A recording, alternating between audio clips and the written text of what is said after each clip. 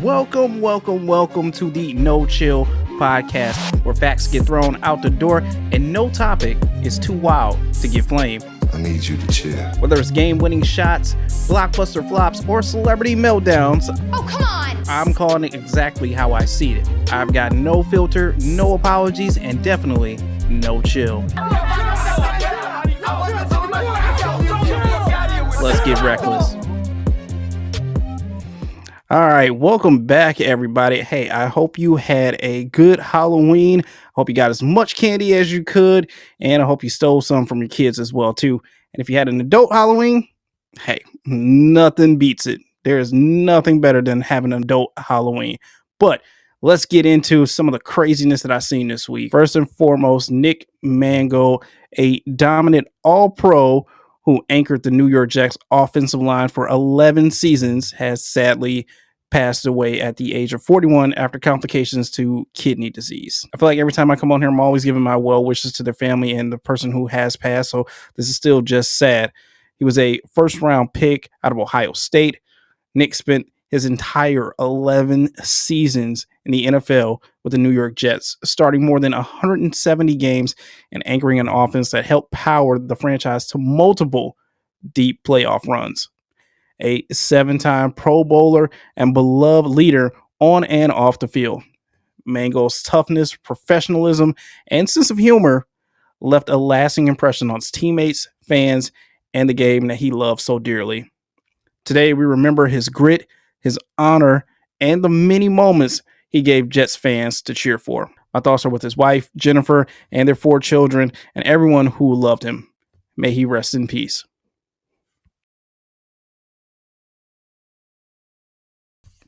The World Series is almost over, and Game 3 of the World Series was the definition of a jail sentence. 18 innings? Come on now, that's just wild.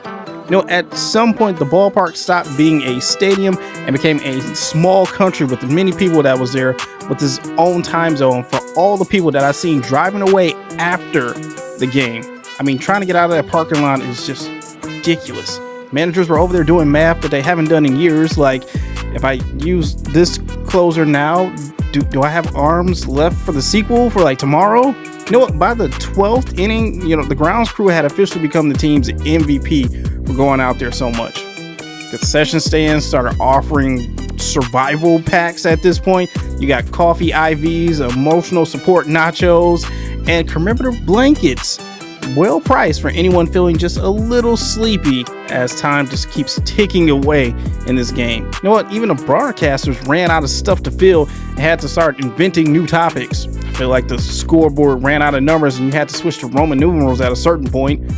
But you know what? Fans left with a lifetime achievement after this. They found new friendships and people they were sitting next to in the stands, a deep understanding of what extra innings really means, and that commemorative t-shirt that read, "I witnessed history, and also, I'm going to be late for work tomorrow, boss." You know, if movies went this long, they probably charged admission twice. Hell, if marriages survived this long, then hell, you deserve a parade at this point. All jokes aside, this was a matchup for the ages, and not for the people who were up in ages who damn near fell asleep watching this.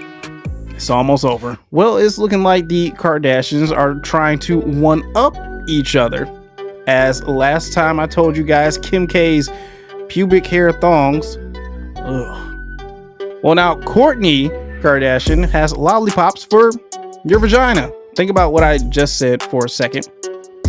And now get your mind out of the gutter, like mine. I really wonder what the pitch was for this. Like, I mean, the headline speaks for itself, and it doesn't help either when this came out. So much that the first comment under the post was a doctor having to tell you all that these are for your mouth, not for your vagina. So yes, you still have to put the sucker in your mouth. Don't pap smear yourself at home with one of these. You know, apparently it has some kind of probiotic that helps your system. And, you know, I don't know the proper lingo for this, but it helps your vagina at some point in time. But if you think about it, the Kardashians are probably the perfect family to be the spokesperson for Pussy Pops. And I know someone somewhere is actually going to try and put this up there. I can already see the headlines now. Now, the internet responded with perfect chaos as well, too. Half the comments are medical skeptics, and the other half are people designing merch that says, I eat responsibly. See what I did there?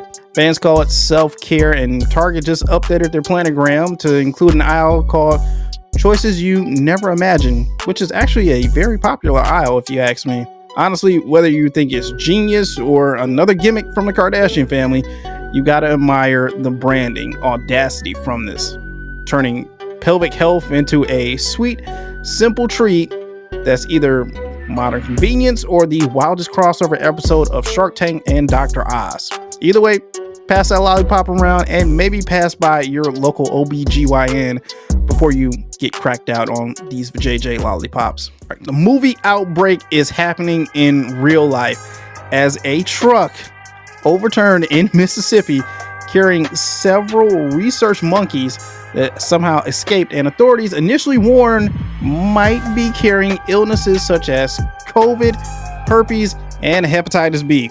Jesus. However, Tulane came out and said the animals were not infectious and were not all from the university.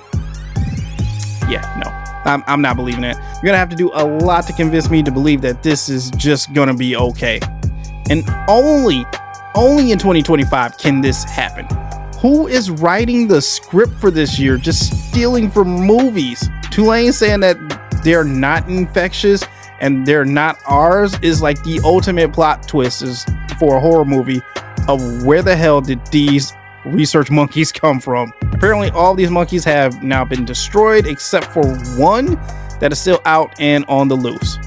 So if I'm you, I'm telling you right now, steer clear of Mississippi for a while. Put the whole state on lockdown, because I already know how this is going to go. Someone is going to be traveling, pets this monkey that it randomly sees, gets home, and it spreads like wildfire. And you know what? We are screwed all again, just like a few years ago. We were all stuck at home with COVID. I don't mean to panic everyone, but damn it, somebody needs to be concerned besides me. And can we please, someone, find that E1101 serum out there, because I know someone has it. Someone does. The internet has reached a new outrage level as Katy Perry is getting backlash for fans after smashing a birthday cake someone made her while she was backstage at her concert. And if I'm being honest, dude, this is Katy Perry. This is, pop's human confetti cannon. Her brand is theatrical mischief. I mean, I wouldn't expect anything less. This is so on brand for this woman. And also, what would it matter? You gave her the cake as a gift. What she does with it from there on is on her. You can't be upset that she tossed it at one of her backup dancers. They were having fun backstage. She acknowledged that you brought her the cake. She thanked you, and now it's hers to do with as she pleases. So if she wants to throw it at someone, go right ahead. Internet people and internet Karens, you gotta chill out about this.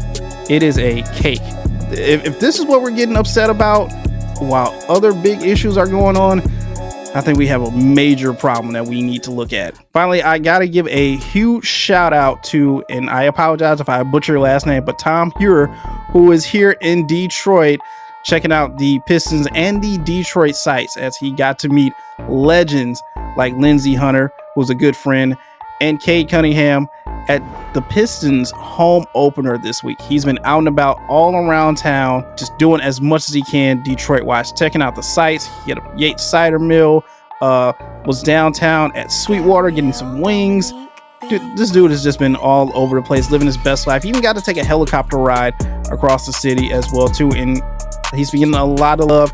And shout out to him being here, just enjoying himself, enjoying the city, taking in all the sights. Next time you're around, Korean Pistons fan, me and you, we got to hook up. We got to link up. We got to do some content, my guy, because I'm telling you, Detroit has a lot more to offer. I know you're probably only here for a short period of time, but there's a lot more going on in the city, especially during the summertime. So you got to come back, my guy. All right, that's going to do it for me for this week's episode of No Chill with your boy JBSmoovv. But while I got your attention, go and check out the Motor City Metrics podcast as well as the Tigers Minor League Report.